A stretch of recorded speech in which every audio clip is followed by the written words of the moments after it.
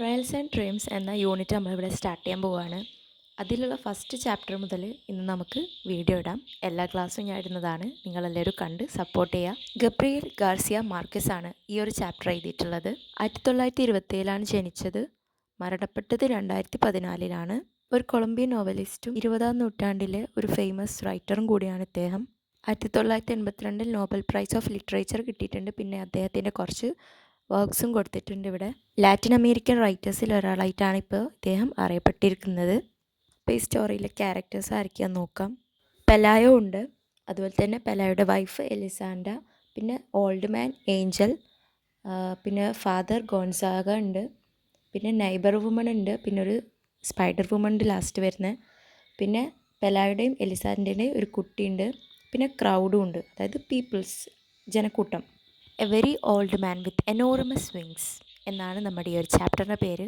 ഒരു വലിയ ചിറകുള്ള ഒരു വളരെ പ്രായമേറിയ ഒരു വൃദ്ധൻ.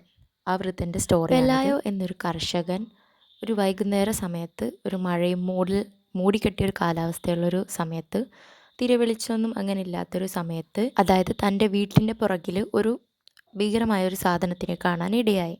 അതായത് ഒരു മനുഷ്യനാണ്.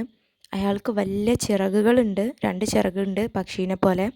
അതുപോലെ തന്നെ അയാളിങ്ങനെ അവശനായിട്ട് ഇങ്ങനെ കിടക്കുകയാണ് ചെയ്യുന്നത്. വലിയ വൃത്തിയും വെടിപ്പിലൊന്നുമല്ല അയാൾ ഉള്ളത്. ഒരു ഓൾഡായിട്ട് തന്നെ പഴകിയ രൂപത്തിലാണ് അയാളുടെ ശരീരമൊക്കെ ഉള്ളത്. അങ്ങനെ ഇത് കണ്ട് ഇയാളെ കണ്ടിട്ട് അത്ഭുതപ്പെടുകയാണ് ചെയ്യുന്നത്. അങ്ങനെ എലിസാൻഡേനെയും വിളിച്ചിട്ട് ഇയാളിത് കാണിച്ചു കൊടുക്കുന്നുണ്ട്. അങ്ങനെ ഇവർ പറയുന്നത് ഇതൊരു ദൈവദൂതനാണോ, എന്തെങ്കിലും ഒരു ദൂതനാണോ എന്നിങ്ങനെ സംശയിച്ച് നിൽക്കുകയാണ്. അപ്പോൾ ചിലർ പറയുന്നുണ്ട് ഇത് ദൂതനാന്ന് അടിച്ചേൽപ്പിച്ച് പറയാനായിട്ടില്ല എന്നും പറയുന്നുണ്ട്. അങ്ങനെ പെലായോയും അയാളുടെ വൈഫായിട്ടുള്ള എലിസാൻഡയും കൂടെ ഈ ഒരു മനുഷ്യനെ, ഈ ചിറകുള്ള മനുഷ്യനെ, ഈ ഒരു വൃദ്ധനെ ഒരു കൂട്ടിലടക്കുകയാണ് ചെയ്യുന്നത്. ഒരു കോഴിക്കൂട് പോലെയുള്ള ഒരു വലുതുണ്ടാക്കിയിട്ട്, അതായത് കിളിക്കൂട്, തത്തേനൊക്കെ വെക്കുന്ന പോലത്തെ കൂടുണ്ടല്ലോ, അതുണ്ടാക്കിയിട്ട് ഇയാൾ അതിൽ ഇടാണ് ചെയ്യുന്നത്. വെറുതെ അല്ല കൂട്ടിലടച്ച് വെക്കുന്നത്. ഈ ഭാര്യ എലിസാൻഡ മെയിനായിട്ട് പറഞ്ഞിട്ടുണ്ടായിരുന്നു ഇതിനെ കൂട്ടിലടച്ചിട്ട് നമുക്ക് പ്രദർശനത്തിന് വെക്കാം എന്നുള്ള നിലയ്ക്കായിരുന്നു അവരുടെ വാക്കുകൾ. അങ്ങനെ അവരിത് പ്രദർശനത്തിന് വെക്കുകയാണ് ഈ ഒരു വൃദ്ധനായ വലിയ ചിറകുള്ള മനുഷ്യനെ. അങ്ങനെ കുറേ പേര് കാണാനൊക്കെ വരുന്നുണ്ട്.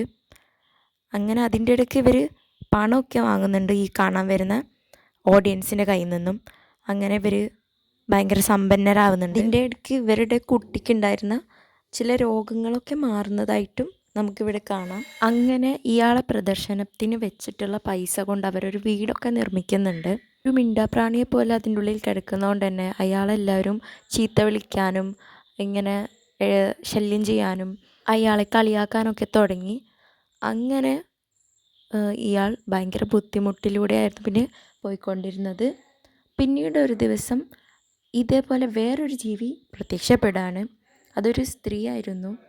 അവരുടെ പ്രത്യേകത എന്ന് പറയുന്നത് ചെലന്തീനെ പോലെയുള്ളൊരു ഫിഗറാണ് അവർക്കുള്ളത്. അവരൊരു ശാപത്തിനിരയായിട്ട് അങ്ങനെ ആയി മാറിയതാണ്.